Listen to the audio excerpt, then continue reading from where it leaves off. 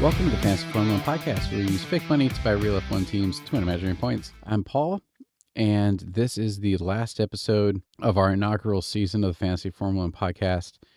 And I just want to take a quick second to thank you all for tuning in, for listening. It's been a blast. We appreciate all the support.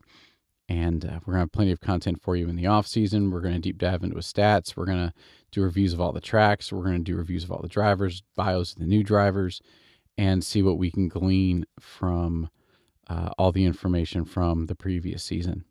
But before we get there, we still get to get through Abu Dhabi.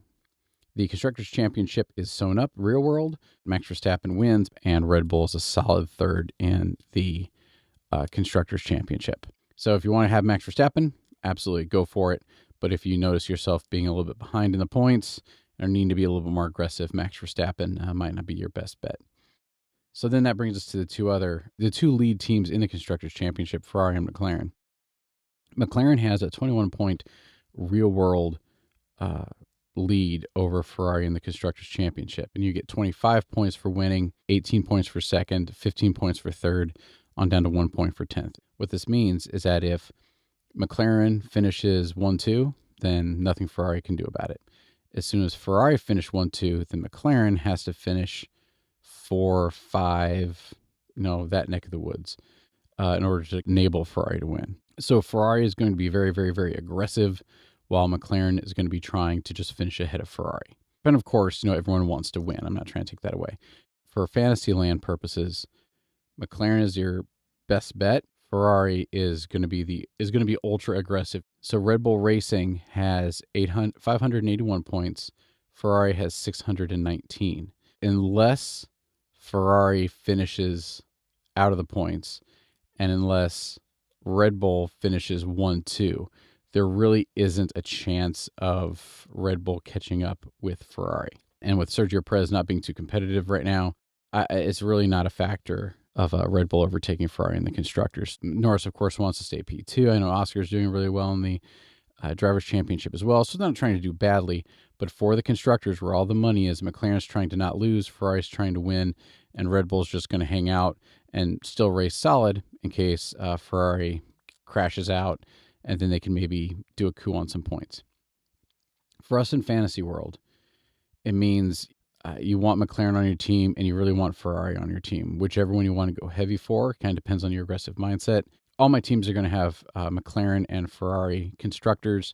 Whether you want to go McLaren with some Ferrari or a lot of Ferrari with maybe some McLaren or another off driver like George Russell, it kind of depends on how you want to do that. Things to consider is that Charles Leclerc is taking a 10-place grid penalty because he had to put in a new battery. What does this mean for us? Well, if he qualifies on the pole, he's still finishing P10.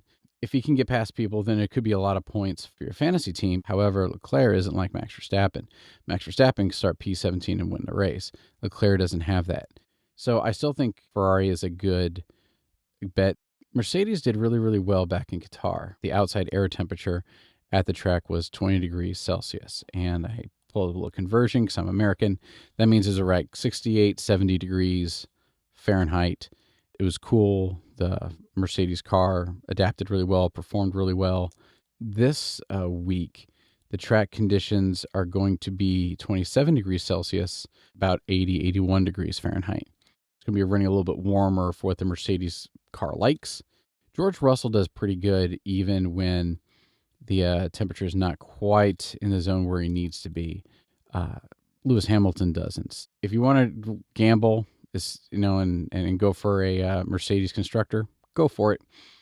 But unless somebody crashes, that's not going to be the right move. If you want a Mercedes driver, go Russell. He's the cheapest. He's been putting up the best points, and he's the one who has been a little bit more consistently in the top 6 and the top 3 over Lewis Hamilton. And it's going to be a McLaren-Ferrari fight. Again, unless there's a collision, strategy and the pit stops come into it, McLaren is weaker than Ferrari, and Red Bull is great. I don't see Perez making it into the top 6. And as soon as Max Verstappen does win, then that's really bad for Ferrari. Everybody getting less points at that time. In order for Ferrari to win, in order for Ferrari to get the Constructors Championship, they really have to bring in a P1, P2, and then have McLaren finish P4 and below. And so that's it. I appreciate all the time you spent listening to us. Thank you for following, liking, subscribing. We'll probably take a couple weeks off, but we will be back in the off season. Thanks again, and we'll see you next year. Cheers.